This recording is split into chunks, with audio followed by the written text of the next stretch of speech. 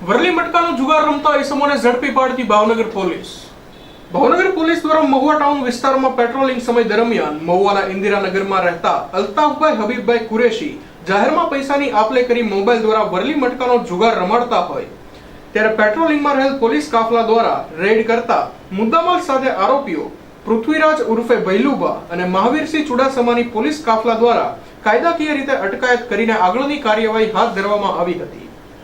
સાથોસાથ ઓપ્પો કંપનીનો મોબાઈલ તથા 15,000 રોકડ રકમ અને 12,400 મળી કુલ 27,400 જેટલા મુદ્દામાલની ધરપકડ કરી આગળની કાર્યવાહી હાથ ધરવામાં આવી છે।